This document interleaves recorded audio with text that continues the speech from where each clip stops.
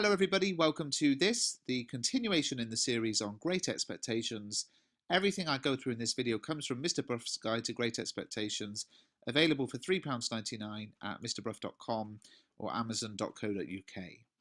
So I want to talk today about the theme of society or social standing, culture, class, the idea of ambition versus accepting your lot, that idea of motivation to better yourself and all of that kind of thing. Now, the Victorian era was one of both social mobility and one where you were expected to accept the position in life that God had obviously ordained for you. These are some of the lyrics from a hymn from the time, and it sums it up very nicely. The rich man in his castle, the poor man at his gate, God made them high and lowly and ordered their estate. Now, at the same time, many educated people were organising night schools where they taught labourers to read, and self-help was encouraged. So these contradictory stances are explored in the novel. The difference between I am what I am in my position and that's what it is, and also the desire to better yourself. Now, what makes somebody a gentleman is a very strong theme in Great Expectations. Pip wishes to be a gentleman when he's exposed to how the other half lives at Satis house, and more particularly as he becomes infatuated with Estella. He knows he has no hope, first of not being looked down on by her and then of winning her if he's not a gentleman. So what is a gentleman? There seems to be three components, though perhaps only two of them are necessary. Breeding, which is being born the son of a gentleman, and fortune, having a source of income sufficient not to have to work directly for it. That's the idea of what is a gentleman.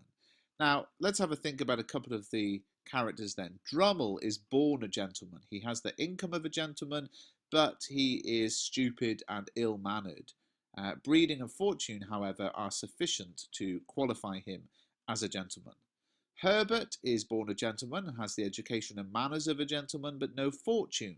He needs ultimately to work for a living, but does just about qualify as a gentleman. And there are other gentlemen as well. Matthew Pocket is in a similar position to his son, Herbert. Startup seems, from what we are told, to qualify on all three counts. Arthur Havisham was born a gentleman, though his mother was low-born, being a servant, but disinherited of his fortune and was lacking the manners, so he fell from his position.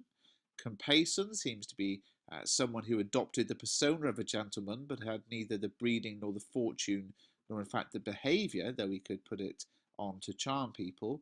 Our Pumblechook aspired to be accepted in polite society, but had neither the breeding nor the fortune, nor in fact the manners, despite his affectations to be a gentleman. So it's clear that Pip, when we first meet him, has none of the attributes of a gentleman. He has some advantages in that he is intelligent and able to learn. His sister and Pumblechook are, admittedly for self-interested reasons, keen that he should better himself, and Joe is a gentleman, not a vital trait, as Drummle shows, but one normally considered desirable. So Pip receives a rudimentary education at the village school, but he learns about what money can do for and to people from his visits to Miss Havisham. And when given a large living allowance and schools as a gentleman, he is accepted easily into society. In strong contrast, for example, to Jane Austen, whose characters, though living at roughly the same time as Pip, demonstrate and experience a lot more snobbery regarding their breeding. In fact, the biggest problem Pip has is not with being accepted as a gentleman by that social class. Obviously, Drummle taunts him and doesn't accept him, but that's the exception. But with those who already knew him. Joe goes into a very deferential mode. The shopkeepers become obsequious. Trabb's boy is downright rude.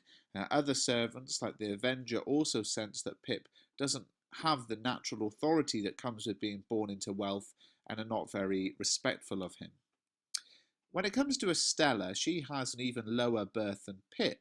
In the legal sense, she is an illegitimate daughter of a jailbird involved in a forgery racket and a vagrant woman of violent temper who threatens to murder her daughter and actually murders a love rival, we're led to assume. However, nobody except Jaggers knows her parentage, and he only knows who her mother was.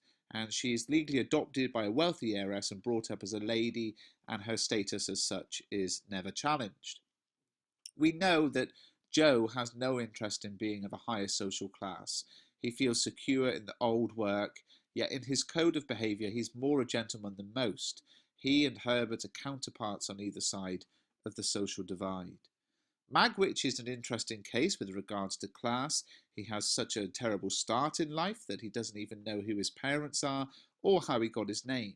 He was shunned by society, preached at rather than fed when he stole food, and his life was one of vagrancy and petty crime interspersed with periods in prison. However, he always tried to better himself. He learned to read and write from fellow vagrants, and when given the opportunity for a new start in New South Wales, he seized it with both hands and prospered remarkably. Now, a typical question on this theme may be based on the time when Joe visits Pip in London and says, "I'm wrong in these clothes, I'm wrong out of the forge, the kitchen, or off the meshes. You won't find half so much fault in me if you think of me in my forge dress with my hammer in my hand, or even my pipe." And this quotation shows the prevailing attitudes to class, and you might be asked to discover or to consider how the author implores class in the Rex. You might want to look. You might be asked to look at how Dickens explores class in the rest of the novel. Or you may be set the scene where Herbert is helping Pip learn table manners, then be asked to consider the novel as a whole and say to what extent you think Herbert is the only true gentleman in the novel. Please do subscribe to the channel, guys. More videos coming soon.